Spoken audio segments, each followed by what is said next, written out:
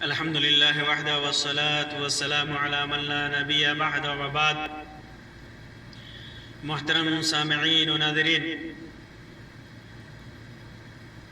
عرفہ کا دن نہایت ہی فضیلت اور اہمیت والا دن ہے۔ اس دن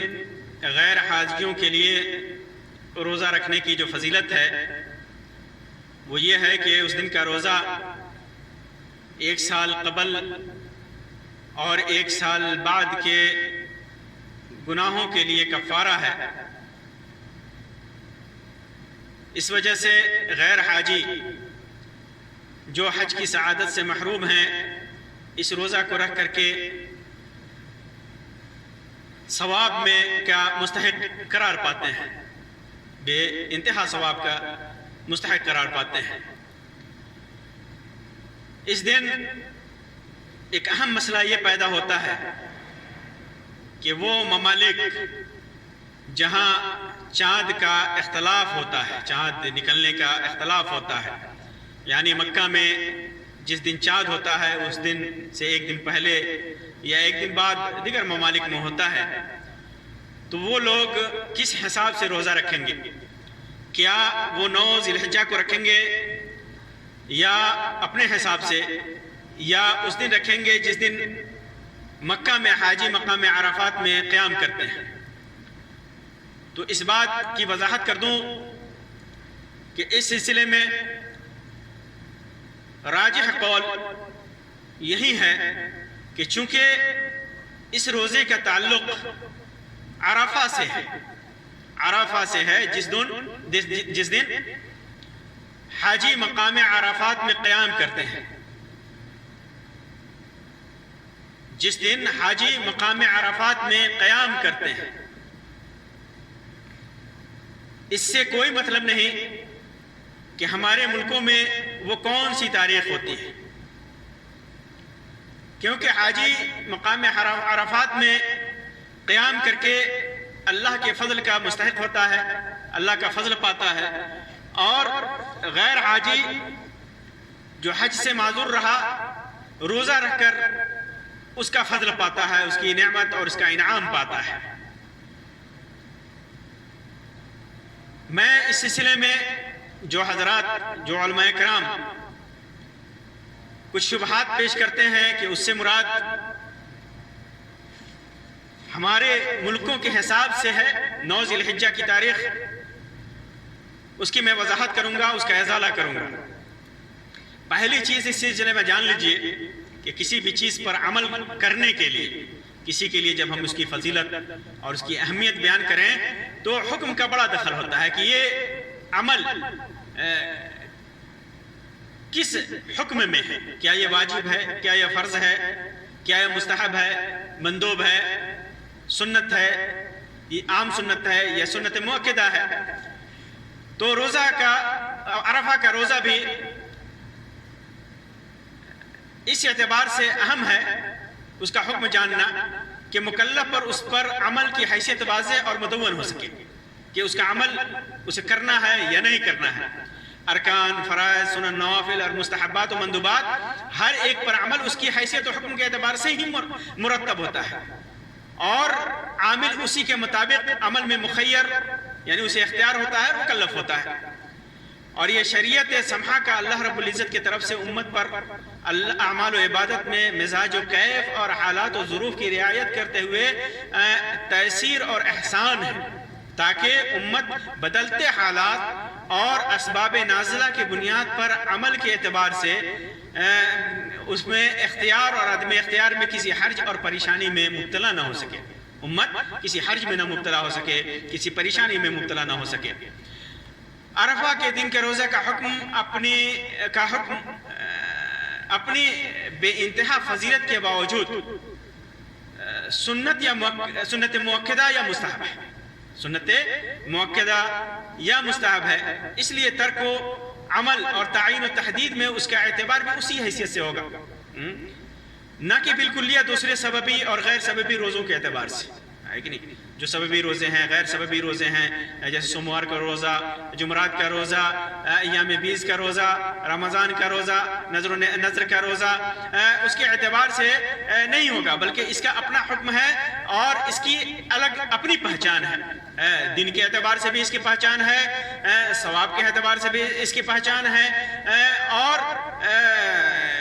قبولیت کے حساب سے بھی اس کی اب الگ پہچان ہے. جب میں شبہات کے ازالے کی طرف جاؤں اس سے پہلے ایک بڑا اہم سوال ہے، کیا اس روزے پر، عرفہ کا روزہ ہے، اس پر مطالعے کے اختلاف کا اثر ہے؟ لوگ کہتے ہیں کہ چاند چونکہ ہمارے ملکوں میں ایک دن بعد ہوتا ہے، اس لیے ہم ایک دن بعد رکھیں گے، ہم 9 ذی الحجہ اپنے ملکوں کے حساب سے 9 ذی الحجہ کو روزہ رکھیں گے. تو کیا اس اختلاف مطالعے کا اثر عرفہ کے روزے پہ ہے؟ رمضان وغیرہ کے روزوں پہ تو بلا شبہ اس اختلاف مطالعے کا اثر ہے، لیکن عرفہ کے روزے پر ہے بلا شبہ. رمضان غیر رمضان کے روزوں میں رویت ہلال کا بڑا دخل ہے، جبکہ عرفہ کا دن کا روزہ رویت کے تخمینہ کے ساتھ ساتھ عرفہ میں حاجیوں کے وقوف سے متعلق ہے. یعنی رویت ذی الحجہ مکہ اور گرد و نواحی میں، یا حج جب شروع ہوتا ہے وہ رویت کے اعتبار سے شروع ہوتا ہے اور حج سے متعلق ہے. عرفہ حج سے متعلق ہے اور حج رویت سے متعلق ہے. یعنی مکہ میں رویت کا اعتبار ہوگا، مکہ میں جو چاند طلوع ہوگا اس کے حساب سے یہ مہینہ شروع ہوتا ہے، اور حج بھی اسی اعتبار سے 8، 9، 10 یا پھر ایام منی یہ شروع ہوتے ہیں، 11، 12، 13 یہ شروع ہوتے ہیں. اسی وجہ سے ہم دیکھتے ہیں کہ اس روزہ کی فضیلت جن روایتوں میں بیان کی گئی ہیں ان میں زیادہ تر میں یوم عرفہ کا ذکر ہے. زیادہ تر میں یوم عرفہ، صوم یوم عرفہ، یہ ذکر نہیں ہے کہیں 9 ذی الحجہ. یہ کسی بھی روایت میں یہ خصوصی طور پر ذکر نہیں ہے 9 ذی الحجہ. یوم عرفہ، عرفہ کا دن. اور عرفہ کا دن کیا ہے؟ جس دن حاجی مقام عرفات میں حج کے رکن کی ادائیگی کے لیے اکٹھا ہوتے ہیں. یہ الگ بات ہے کہ مکہ اور نواحی مکہ کے قمری تاریخ کے اعتبار سے وہ 9 ذی الحجہ پڑتا ہے، یعنی ایک دوسرے سے مرتبط ہے. دائمی کمیٹی برائے فتویٰ نے سعودی عرب نے اپنے جواب میں لکھا کہ عرفہ کا دن وہی دن ہے جس دن لوگ مقام عرفہ میں وقوف کرتے ہیں، اور غیر حاجیوں کے لیے اس دن کا روزہ مشروع ہے. اس دن کا روزہ، عرفہ کا دن وہ دن ہے جس دن حاجی مقام عرفات میں قیام کرتے ہیں، اور غیر حاجیوں کے لیے اس دن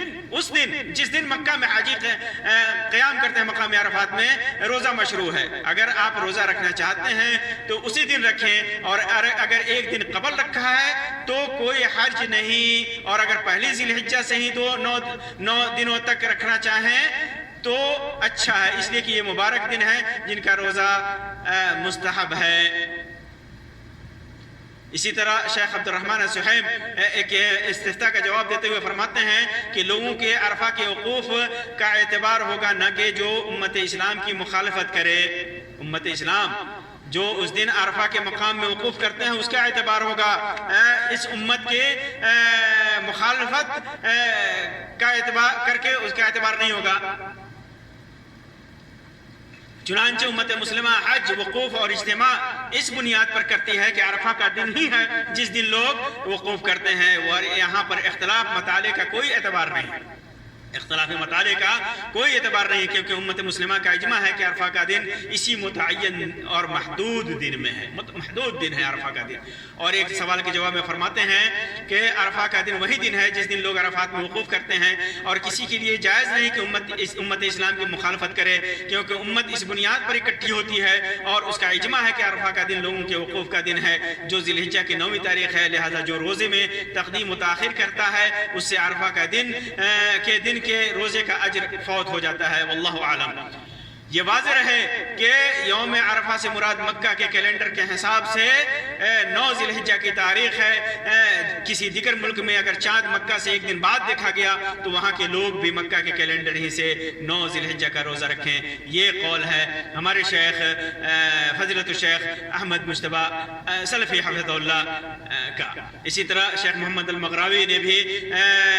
واضح کیا کہ عرفات اس پہاڑی کا نام ہے جہاں 9 ذی الحجہ کو حجاج کرام وقوف فرماتے ہیں، اور وہ صرف ایک ہی دن ہے، متعدد نہیں۔ عرفہ کا دن صرف ایک دن ہے اور وہ مختلف اور متعدد نہیں، اس لیے عرفہ کا روزہ حاجیوں کے وقوف کے ساتھ ہی صحیح ہے۔ جس دن حاجی مقام عرفات میں قیام کریں، اور جہاں تک اس کے علاوہ دن کی بات ہے تو میں قرآن و سنت میں اس کی کوئی اصل نہیں جانتا۔ چنانچہ ساری عبادتوں میں تاریخ، دن اور اوقات کی تعین میں اختلاف مطالعے کا واقعی اعتبار ہونے کے باوجود تاریخ، دن اور اوقات کی تعین میں مطلع کا اختلاف واقعی معتبر ہے، لیکن جب اس بات کی تعین ہو جاتی ہے کہ اس روزے کا تعلق مخصوص روزے کا تعلق مخصوص دن عرفہ کے دن سے ہے، تو اس میں اختلاف مطالعے کا کوئی اعتبار نہیں رہ جاتا، کوئی اعتبار نہیں ہے۔ دنیا میں تاریخ کوئی بھی ہو، عرفہ کا دن وہی ہوگا جس روز حاجی مقام عرفات میں قیام فرمائیں گے۔ اسی طرح ایک سوال پیدا ہوتا ہے کہ دور ممالک جو ایک دن پہلے اور ایک دن بعد جن کا مہینہ شروع ہوتا ہے وہ کیا کریں گے؟ جیسے لیبیا ہے، ٹیونس ہے، مراکش ہے، ہندوستان اور پاکستان ہے، اس کے حساب سے وہ کیا کریں گے؟ تو پہلی چیز جس کی وضاحت میں نے کی ہے کہ یہ روزہ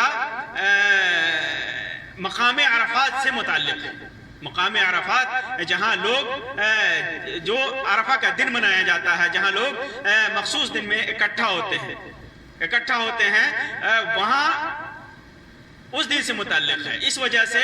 دنیا میں چاند چاہے جس دن بھی ہو اس کا اعتبار نہیں ہوگا۔ لیکن یہاں یہ وضاحت ضروری ہے کہ پھر کیا کریں گے وہ لوگ جن کا روزہ ہمارے ملکوں کے حساب سے 10 ذی الحجہ کو پڑ جاتا ہے، جس دن قربانی کا دن ہے، تو وہ اس ثواب کو کیسے پائیں گے؟ یہ سب سے اہم سوال ہے۔ تو اس میں اس بات کی وضاحت ضروری ہے، جیسا کہ میں نے بیان کیا کہ عرفہ کا روزہ یہ کوئی واجبی روزہ نہیں ہے، یہ سنت مؤکدہ یا مستحب ہے۔ جب ہم اس کو اس درجے کے اس حکم کو جان جاتے ہیں، اس کا علم ہمیں ہو جاتا ہے، تو دو چیزیں اکٹھی ہو گئی، ایک استحباب اور ایک واجبی، کیونکہ یوم النحر قربانی کے دن عید کا دن ہے، اور اس دن مسلمانوں کے لیے روزہ رکھنا، عام مسلمانوں کے لیے روزہ رکھنا ممنوع ہے اور حرام ہے۔ تو اس وجہ سے ترجیح کس کو حاصل ہوگی؟ قربانی کو حاصل ہوگی، کیونکہ ایسے لوگوں کے لیے عدم قدرت کی وجہ سے یہ روزہ مشروع ہی نہیں ہے۔ جو روزہ کسی کے لیے مشروع ہی نہیں ہے، جیسے سوموار کے دن کے روزے کی فضیلت کوئی حاصل کرنا چاہتا ہو، یا جمعرات کے دن کے روزے کی فضیلت حاصل کرنا چاہتا ہو، یا ایام بیس کے روزے کی فضیلت حاصل کرنا چاہتا ہو، لیکن کوئی مجبوری ہو جائے، یا عورت ہے مثلا اسے ممانعت والے دن شروع ہو جائیں، یا شوہر منع کر دے اجازت نہ دے اس دن روزہ رکھنے کی، تو ظاہر سی بات ہے کہ شوہر کے حکم کی فرمانبرداری یہ واجب ہے، اور مستحب روزہ اس کے اوپر ضروری نہیں ہوگا، البتہ اس کے ثواب سے محرومی ضرور ہوگی۔ تو روزہ عرفہ کے دن کا روزہ بھی چونکہ مستحب ہے اور ممنوع والے دن میں پڑ جا رہا ہے، تو ظاہر سی بات ہے کہ اس کے لیے وہ روزہ مشروع ہی نہیں ہے، اس لیے اس سے ساقط ہو جائے گا۔ اور جو عبادت خاص طور سے نفلی عبادت کسی کے لیے مشروع نہ ہو، اس کے اندر تعویل کر کے کہ ہم نے سوموار کو نہیں رکھا تو منگل کو رکھ لیتے ہیں، جمعرات کو نہیں رکھا تو جمعہ کو رکھ لیتے ہیں، تعویل کر دیا ایام بیت میں نہیں رکھ لیا تو 16، 17، 18 یا اس کے بعد رکھ لیتے ہیں، زبردستی کسی دوسرے دن میں لے جانا اور لوگوں کے سامنے یہ بیان کرنا کہ چونکہ سوموار کو نہیں رکھ سکے ہو کسی وجہ سے تو اسے منگل کو رکھ لو، بدھ کو رکھ لو، جمعرات کو رکھ لو تو یہ اس کا بدل ہو جائے گا، بدل ہرگز نہیں ہوگا۔ یہ تعویل کر کے زبردستی کسی دوسرے دن میں لے جانا، اس کی خصوصیت کو تعمیم میں بدل دینا، ایک خاص دن ہے اس خاص دن کو عام کر دینا، یہ احداث فی الدین ہے، دین میں بدعت ایجاد کرنا ہے، دین میں بدعت ایجاد کرنا ہے۔ جو روزہ صرف مستحب ہے اور وہ کسی وجہ سے انسان اس کو نہیں رکھ سکتا تو اسے دوسرے دن میں لے جانا، یہ کیا احداث فی الدین نہیں ہے؟ یہ بدعت نہیں ہے؟ جو روزہ عرفات اور وقوف عرفات سے متعلق ہے، آپ اس کو یوم 9 سے کر دیں، 9 ذی الحجہ سے دنیا میں کہیں بھی ہو اس کو کر دیں، یہ ظاہری طور پر واضح طور پر یہ احداث فی الدین ہے، زبردستی کرنا ہے۔ نیز یہ بھی واضح ہے کہ مختلف ممالک میں اختلاف مطالعے کی وجہ سے 9 ذی الحجہ الگ الگ ہوتا ہے، 9 ذی الحجہ مختلف ممالک میں اختلاف مطلع کی وجہ سے مختلف ہوتا ہے، اور ان الگ الگ ایام کو عرفہ کا نام دینا کیسے مناسب ہو سکتا ہے؟ کیسے ہم کر سکتے ہیں 8 ذی الحجہ کو یہ عرفہ کا دن ہے، 9 ذی الحجہ کو یہ عرفہ کا دن ہے، 11 ذی الحجہ کو یہ عرفہ کا دن ہے، اپنے اعتبار سے جبکہ حاجی کا قیام ہی نہیں ہوا مقام عرفات میں۔ یہ دیگر ایام کو وہ نام دینا جو شریعت نے کسی خاص دن کو دے رکھا ہے، شریعت نے خاص دن کو دے رکھا ہے، مقام عرفات میں حاجی کا قیام خاص اس کے امور ہیں، خاص اس کے ارکان ہیں، اس کو یوم عرفہ کا دن دینا، اور اس سے مختلف ایام ہو جاتے ہیں۔ عرفہ کا دن اس کی اور جمع بنائیے کہ عرفہ کے ایام مختلف ایام ہو جاتے ہیں، یوم عرفہ کے بجائے ایام عرفہ یہ نام رکھنا پڑے گا، اور کہیں نہیں ہے کہ ایام عرفہ، کہیں بھی شریعت کے نصوص میں نہیں ہے۔ اسی طرح شریعت میں اس نوع کے بہت سارے اعمال ہیں جو کسی مناسب یا شرعی سبب کی بنا پر یا تو بعض افراد کے لیے غیر مشروع ہو جاتا ہے یا ان سے ساقط ہو جاتے ہیں، جیسے ایک آدمی سفر کر کے دوسرے ملک میں گیا اور وہاں کے لوگ عید منا رہے ہوں، جبکہ اس کا روزہ جس ملک میں شروع کیا ہے کے مطابق ایک کم ہو رہا ہے، یہ کم ہو رہا ہے ایک روزہ سفر کر کے کسی ایسے ملک میں ہے جو مطلع کے اختلاف کی وجہ سے جس ملک میں جا رہا ہے اس دن عید کا دن پڑ رہا ہو اور اس کا ایک روزہ 29 کا روزہ ہے، یا پھر بھی لوگوں کے ساتھ، تو ظاہر سی بات ہے کہ اس دن روزہ رکھنا اس کے لیے جائز نہیں ہوگا، یہ جائز نہیں ہوگا کہ اس دن وہ روزہ رکھے، جائز نہیں ہے۔ تو اسی طرح جس دن مقام عرفات میں حاجی قیام کریں اور ہمارے ملک میں یوم النحر پڑ جائے قربانی کا دن، تو ہمارے لیے جائز ہی نہیں ہوگا، مشروع ہی نہیں ہے۔ جو چیز مشروع ہی نہیں ہے، جو چیز جائز ہی نہیں ہے، تو کیسے ہم اس کو کر سکتے ہیں؟ تو وہ روزہ جائز نہیں ہوگا۔ اس لہٰذا چونکہ یہ روزہ واجب ہے، فرض ہے اس کے اوپر، دین کے ارکان میں سے ایک رکن ہے، تو اس کی قضا واجب ہوگی دوسرے دنوں میں، کیونکہ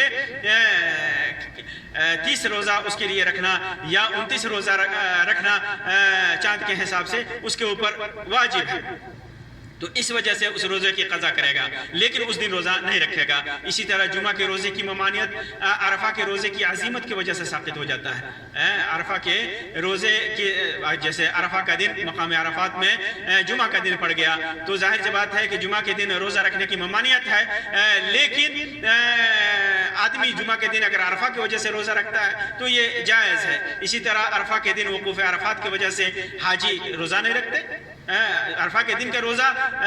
بے شمار اس کی فضیلت ہے، لیکن حاجی کیوں نہیں رکھتا؟ کیونکہ مقام عرفات میں قیام یہ سبب ہے اس کے روزہ نہ رکھنے کی، یہ روزہ اس سے ساقط ہے۔ اسی طرح مقیم امام کی اقتداء میں نماز پڑھنے کی وجہ سے مسافر کے لیے قصر ساقط ہے، جیسے کہیں کوئی مسافر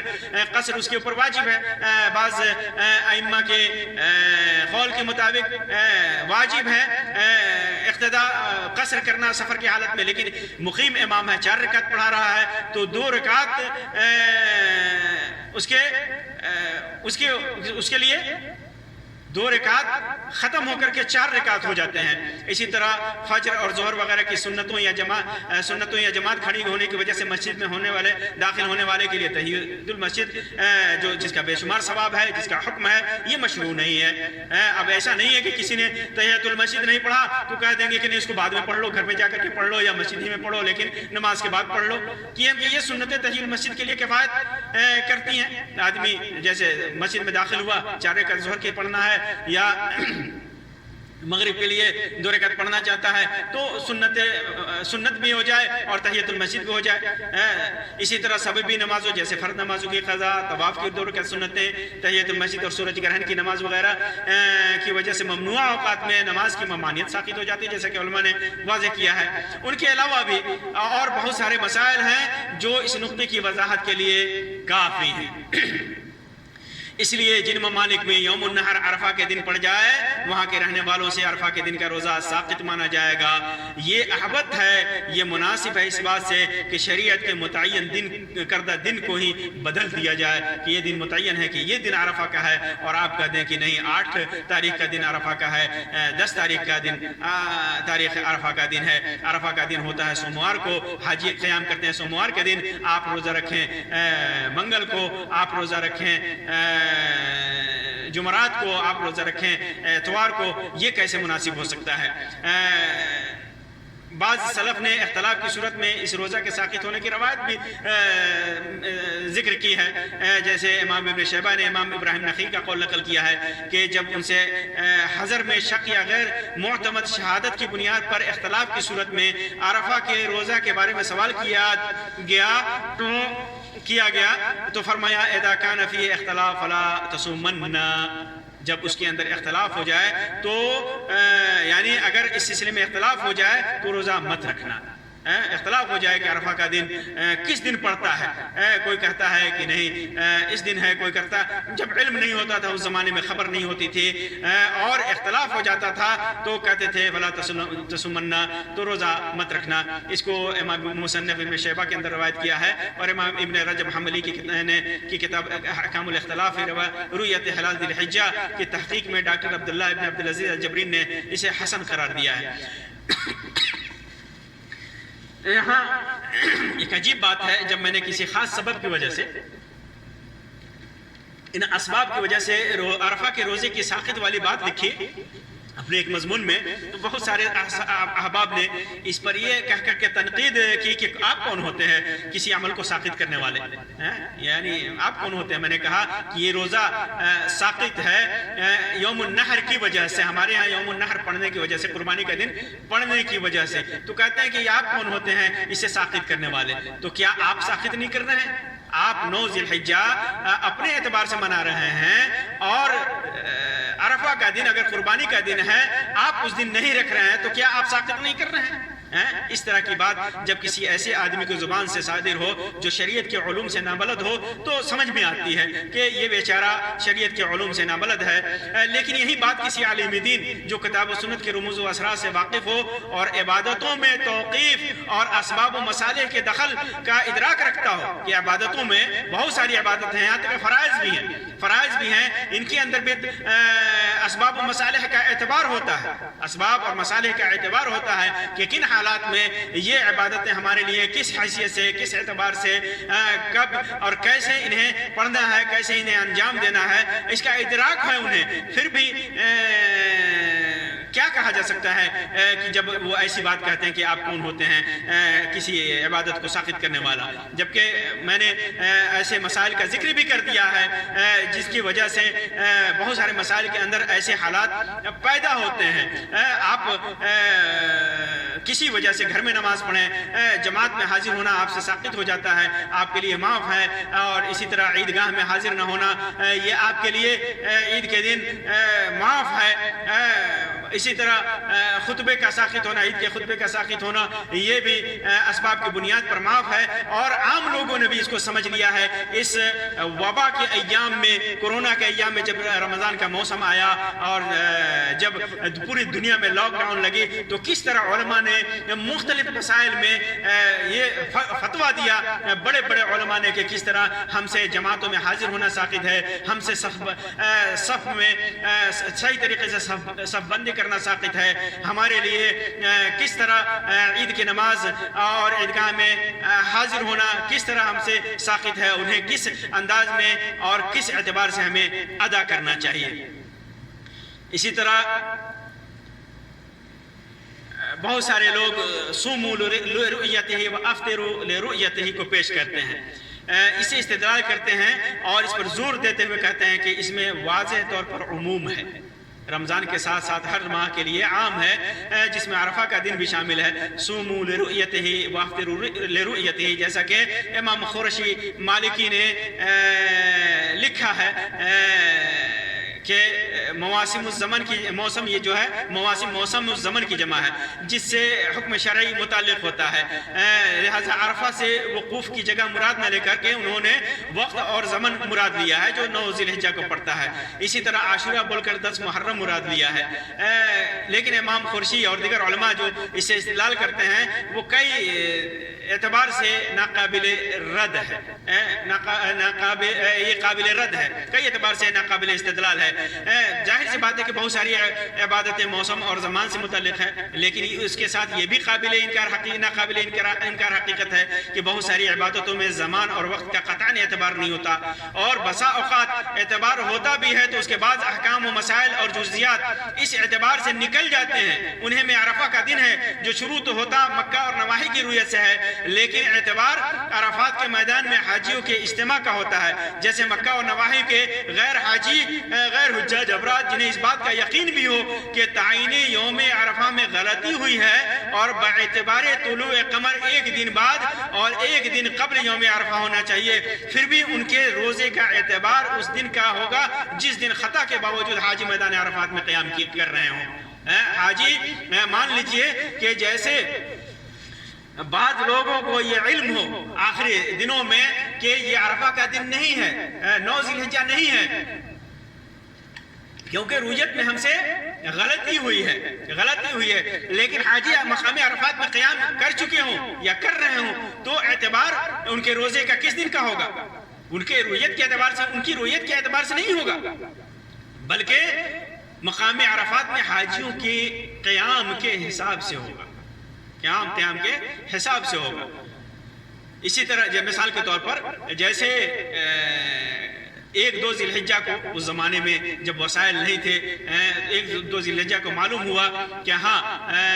آج چاند ہو گیا اور حج کا اعلان بھی ہو گیا حکومت کی طرف سے کہ حج عرفہ کا دن سوموار کے دن ہے 9 ذی الحجہ کو، پھر لوگ اسی کے حساب سے حاجیوں کے علاوہ غیر حاجی تیاری کرنے لگے کہ ہمیں روزہ رکھنا ہے سوموار کے دن۔ پھر اس کے بعد سوموار کے دن صبح میں یا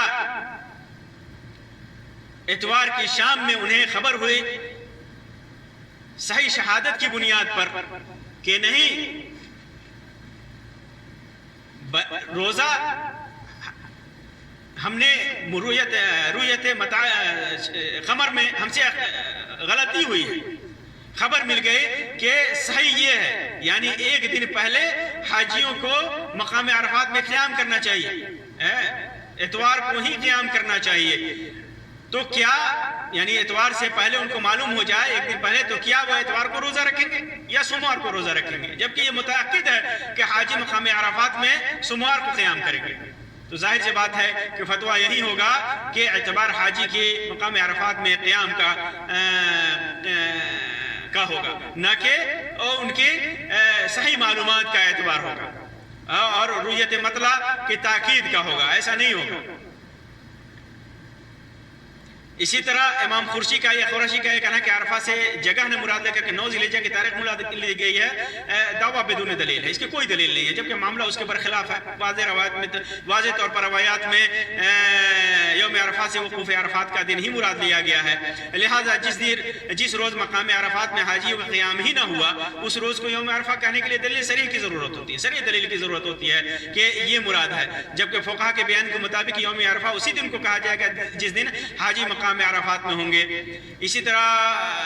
امام خورشی نے عاشورہ یعنی 10 محرم کی مثال دی ہے کہ عاشورہ سے مراد 10 محرم ہے، کہ جس طرح عاشورہ بول کر 10 محرم کی تاریخ مراد لی جاتی ہے، اسی طرح عرفہ بول کر کے 9 ذی الحجہ کی تاریخ مراد لی جائے گی۔ یہاں یہ بات واضح ہونی چاہیے کہ عاشورہ یا تاسوعہ معین تاریخ کا نام ہے، عاشورہ 10 یا تاسوعہ یہ تاریخ کا نام ہے، 9ویں عاشورہ کا مطلب ہوتا ہے 9ویں، اور تاسوعہ 10ویں، اور تاسوعہ کا مطلب ہوتا ہے 9ویں، یعنی جس میں اعتبار گنتی اور عدد کے مطابق ہے، محرم کے 9ویں 10ویں دن، یہ گنتی کس کا ہے؟ محرم کا، محرم کے مہینے کی گنتی ہے، پہلا محرم، دوسرا محرم، تیسرا محرم، اور یہ تاریخ دنیا کے ہر ملک میں بر وقت جاہری، شہری اور قمری اعتبار کے مطابق ہوتا ہے، جبکہ عرفہ کے ساتھ ایسی کسی بھی عمومیت کے لیے دلیل چاہیے۔ عرفہ سے مراد 9ویں نہیں ہے، عرفہ سے مراد 9ویں ذی الحجہ نہیں ہے، بلکہ مقام عرفات میں حاجی کا قیام ہے، خاص طور سے جب اس کے ساتھ کچھ خاص اعمال اور احکام اور تعین و تحدید مرتبط ہو۔ نیز یہ واضح ہونا چاہیے کہ عرفہ کا بیان لفظ یوم سے خالی ہرگز نہیں ہے، یوم عرفہ کہا گیا ہے، جو یہ بتانے کے لیے کافی ہے کہ یہ دن اپنی عمومیت پر ہرگز نہیں ہے، بلکہ اس کے ساتھ زمان کے ساتھ ساتھ وقت کے ساتھ ساتھ اجتماع اور مکان کی تخصیص موجود ہے، جس کے بغیر نہ یہ دن مکمل ہوتا اور نہ یہ حاجی کا حج۔ آپ سمجھ سکتے ہیں، لہٰذا یہ چیز واضح ہے کہ عرفہ ایک مخصوص دن کا نام ہے جس روز مقام عرفات میں حاجیوں کا اجتماع ہوتا ہے۔ اسی طرح یہاں یہ بات قابل غور ہے کہ کسی اجتہادی غلطی کی وجہ سے حجاج 8 یا 10 ذی الحجہ میں وقوف کرتے ہیں تو اسی دن کو یوم عرفہ شمار کیا جائے گا، جیسا کہ فقہا نے مثال کے طور پر کسی غلطی کی وجہ سے، اجتہادی غلطی کی وجہ سے 8 ذی الحجہ کو یا 10 ذی الحجہ کو کسی وجہ سے اگر حاجی عرفہ مقام عرفات میں قیام کرتے ہیں تو اسی دن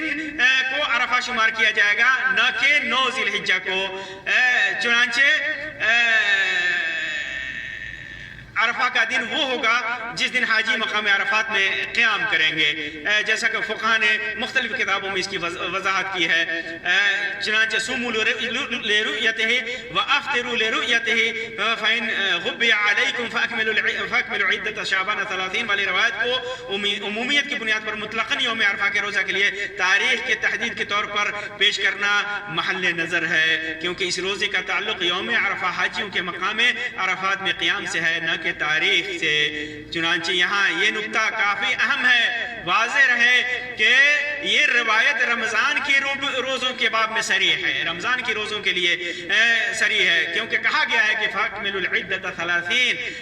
تمام روزوں کے لیے مطلق نہیں ہے، چنانچہ کچھ روزے دن سے متعلق ہیں نہ کہ تاریخ سے، جیسے سوموار کا روزہ، جمعرات کا روزہ اور خود یوم عرفہ کا روزہ۔ تو ظاہر سی بات ہے کہ عرفہ کا روزہ جب خاص ہو گیا تو اس کے لیے رویت کا اعتبار نہیں ہوگا، خاص دن سے متعلق ہو گیا، خاص اعمال سے متعلق ہو گیا، تو رویت والی روایت کا اطلاق اس پر نہیں ہو سکتا۔ قاعدے کی روح سے رویت کے اعتبار ان روزوں میں ہے جو رویت سے متعلق ہے، نہ کہ ان روزوں میں جو سببی اور مخصوص دن اور مخصوص وجہ سے متعلق ہیں۔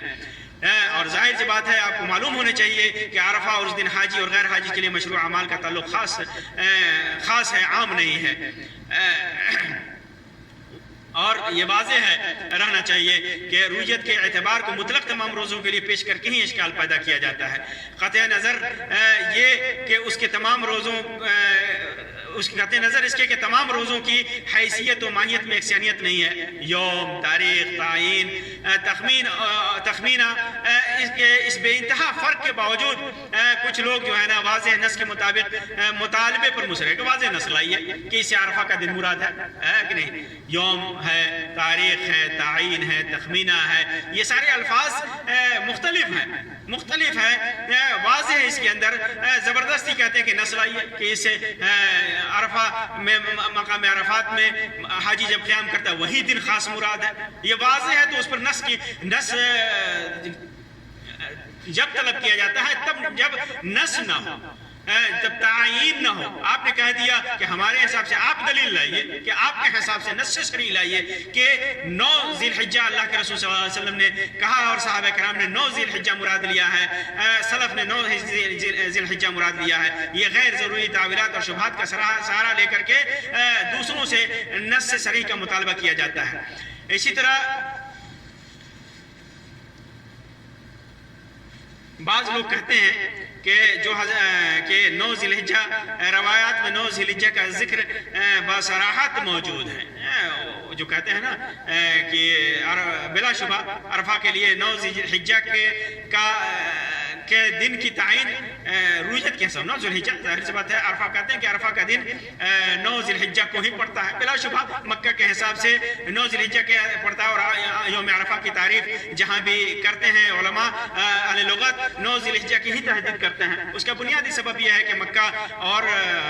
نواحی مکہ کی رویت کے اعتبار سے عام طور پر 9 ذی الحجہ کو ہی عرفہ کا دن پڑتا ہے. اس کا یہ مطلب ہرگز نہیں کہ اس کی تحدید اور تخصیص کو عمومیت میں بدل دیا جائے. عرفہ کا دن 9 ذی الحجہ عام ہو جائے، پوری دنیا میں جہاں رویت جیسی ہو اس میں بدل دیا جائے، اور سارے عالم کے اختلاف رویت کو مخصوص اور متعین عمل کے لیے سبب اختلاف بنا دیا جائے. اس میں کوئی شبہ نہیں کہ حج ایک مستقل عبادت ہے، اس کے تمام ارکان اور ایام متعین ہیں. دنیا کے کسی بھی کونے میں کوئی بھی دن یا تاریخ ہو، ایام حج اور ارکان و اعمال حج پر اس کا کوئی اثر نہیں پڑتا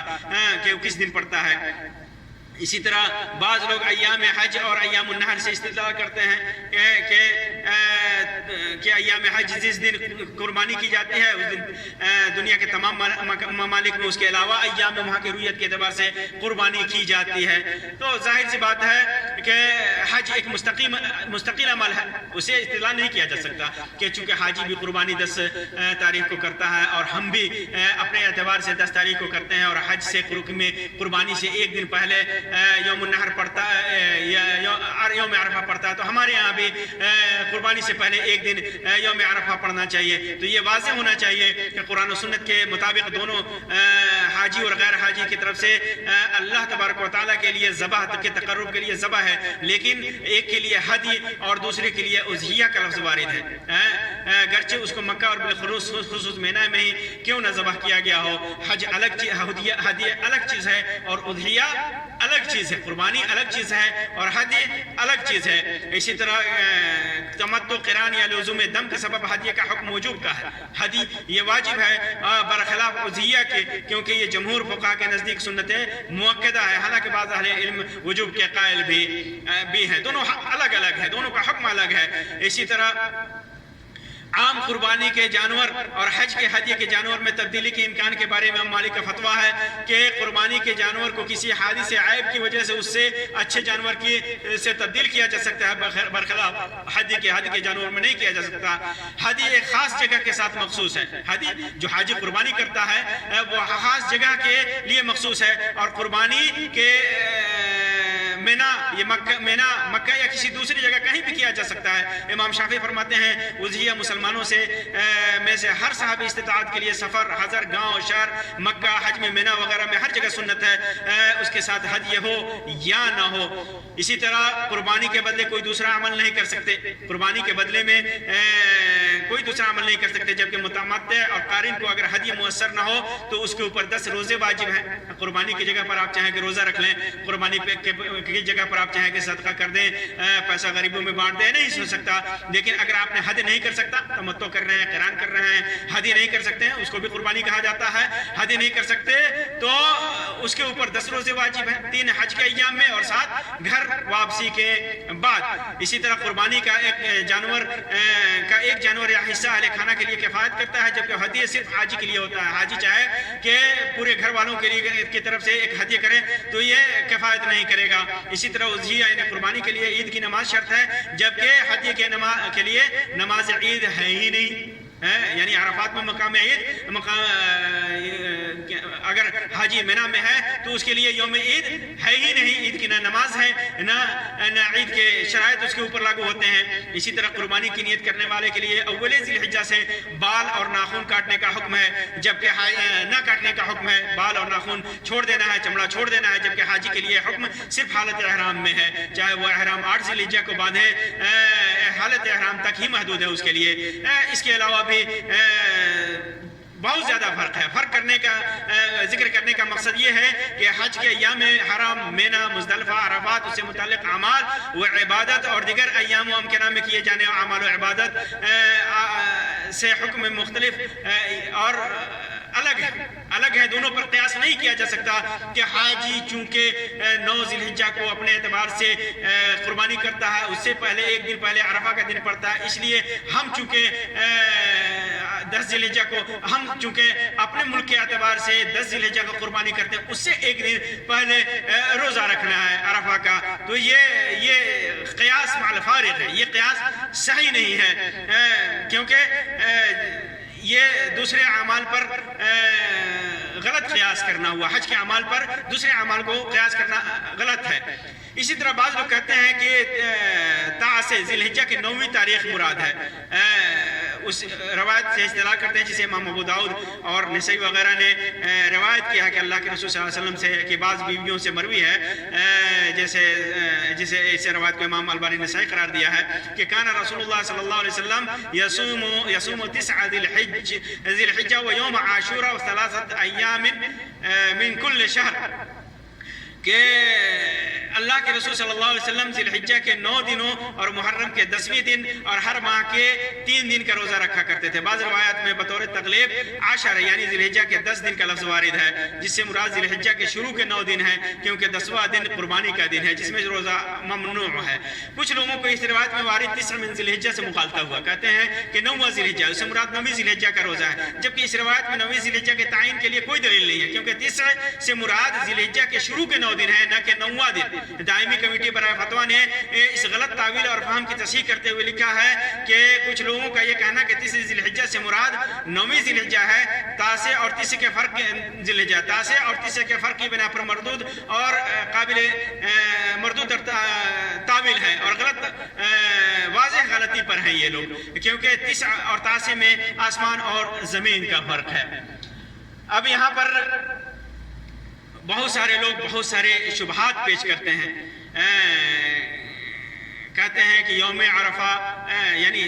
سوچئے کہ کیسے کیسے شبہات وہ لوگ پیش کرتے ہیں کہ یوم عرفہ اور وقوف عرفات 2 الگ الگ چیزیں ہیں۔ یوم عرفہ دن اور تاریخ کو کہتے ہیں، اور جو قمری حساب سے 9 ذی الحجہ کو کہتے ہیں، اور جبکہ وقوف عرفات کا تعلق میدان عرفات سے ہے۔ یوم عرفہ 9 ذی الحجہ کو کہتے ہیں اور وقوف عرفات کا تعلق میدان عرفات سے ہے۔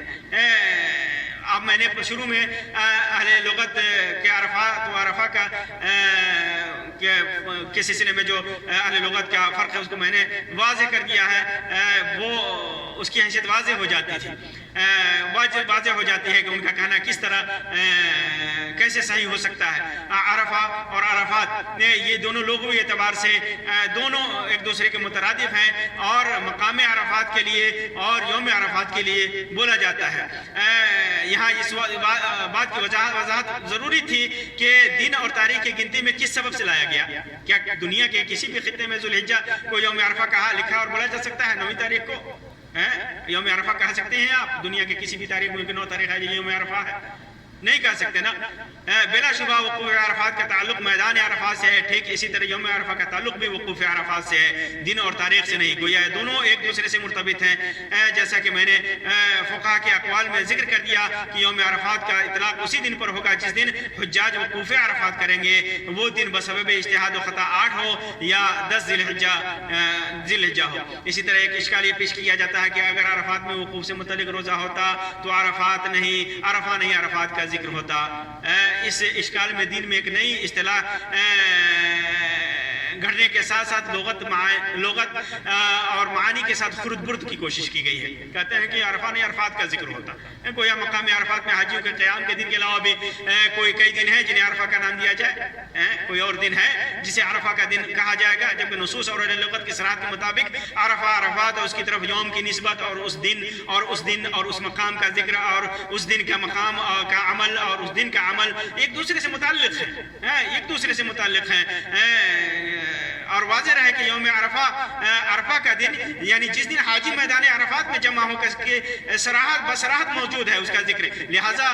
میں نے پہلے ہی ذکر کیا کہ فقہا کی صراحت کے مطابق اگر کسی اجتہادی غلطی کی وجہ سے حجاج 8 یا 10 ذی الحجہ میں وقوف کرتے ہیں تو اسی دن یوم عرفہ شمار کیا جائے گا. گویا تاریخ نہیں حجاج کے مقام عرفات میں قیام کا اعتبار ہوگا. اسی طرح کہ اگر وقوف عرفہ کی وجہ سے ہوتا یہ روزہ تو حاجیوں کے لیے بھی مشروع ہوتا. یہ کہنا چاہتے ہیں کہ حاجی اور غیر حاجی کے لیے احکام و مسائل میں کوئی فرق نہیں ہے. کہتا ہے کہ عرفات کی وجہ سے اگر یہ روزہ ہوتا، مقام وقوف عرفات کی وجہ سے یہ روزہ مشروع ہوتا تو حاجی کے لیے بھی ہوتا. میں نے پہلے ہی ذکر کیا کہ یہ روزہ ممنوع بھی اسی وجہ سے ہے کہ حاجی کے لیے ممنوع بھی اسی وجہ سے ہے کہ وہ مقام عرفات میں ہے. غیر حاجی کے لیے مشروع بھی اسی وجہ سے ہے کہ حاجی مقام عرفات میں موجود ہیں اور یہ نہیں ہے. اور حاجی کے لیے ممنوع بھی غیر مشروع بھی اسی وجہ سے ہے کہ حاجی مقام عرفات میں ہے. اسی وجہ سے یہ فرق ان کے سامنے واضح نہیں ہے. یہ اسلامی عبادات کے اسرار و رموز سے کی واقفیت اور اس کے اسباب و مقاصد اور روح معانی سے عدم واقفیت کی وجہ سے ہے. اسی طرح بعض لوگ یہ توضیح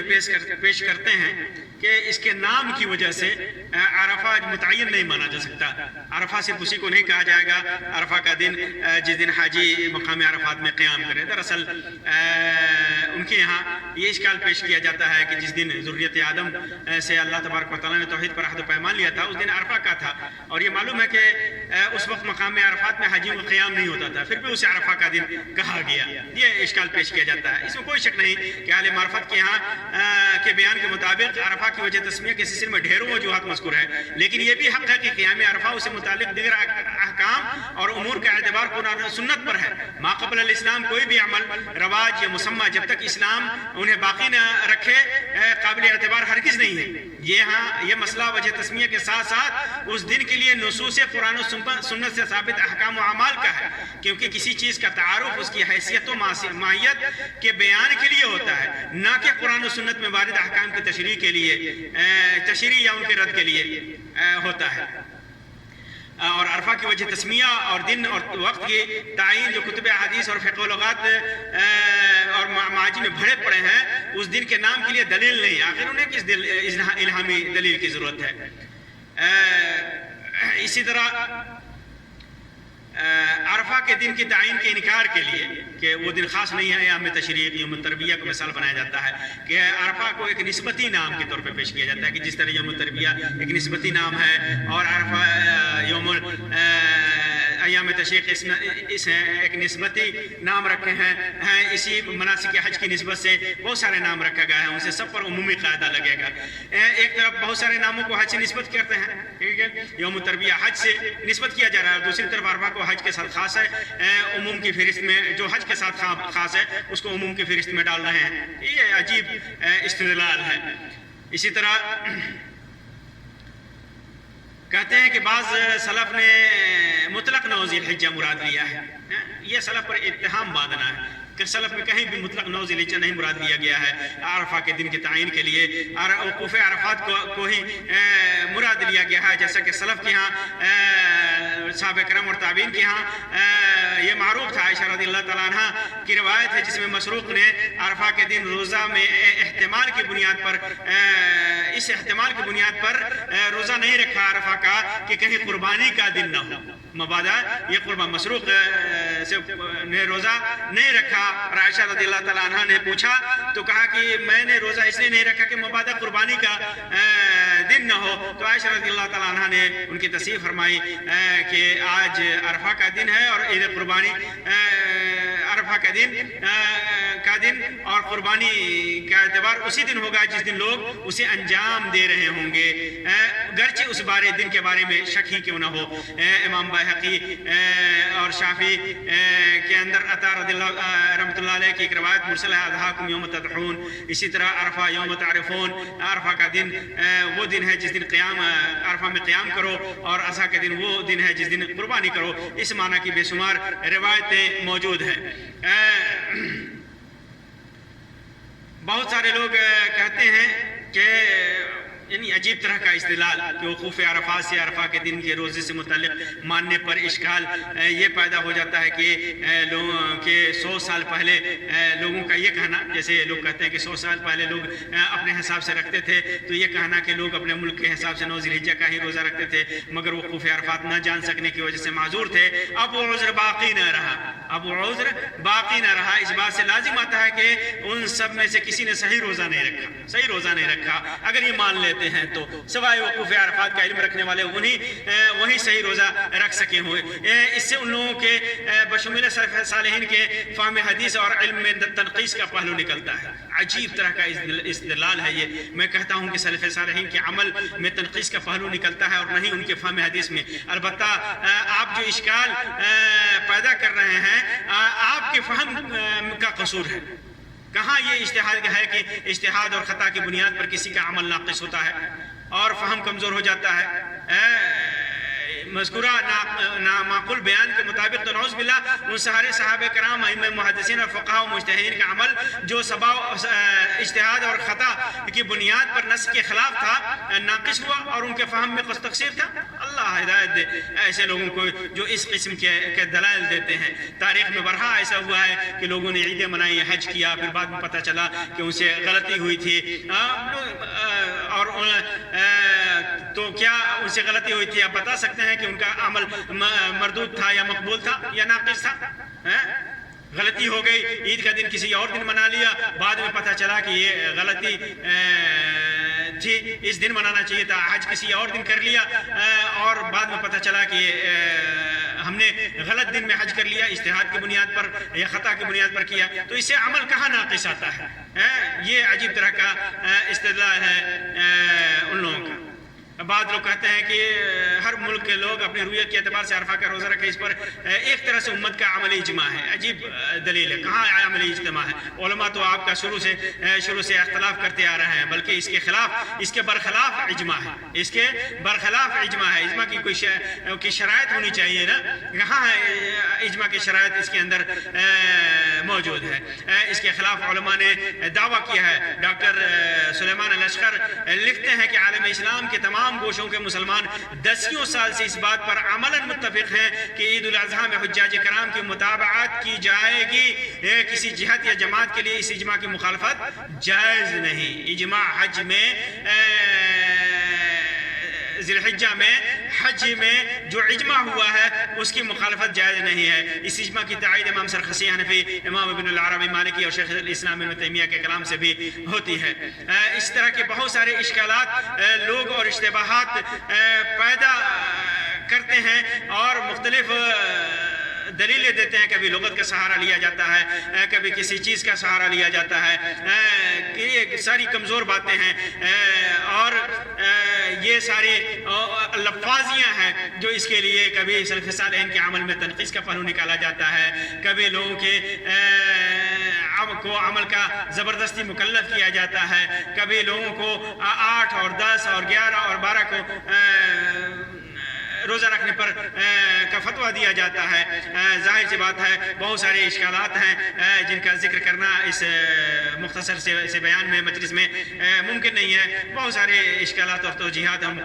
محاکمات ہیں۔ یاد رکھیں کوئی بھی عمل توحید کے بعد اتباع سنت پر ہی منحصر ہے۔ اللہ رب العزت سے دعا ہے کہ اللہ تبارک و تعالی ہمیں حق و ثواب کی توفیق عطا فرمائے، سیدھی راستے پہ چلائے اور کتاب و سنت کی فہم عطا فرمائے۔ آمین یا رب العالمین وآخر دعوانا ان الحمد للہ رب العالمین وصلی اللہ علی خیر خلقہ وسلم۔ والسلام علیکم ورحمۃ اللہ وبرکاتہ۔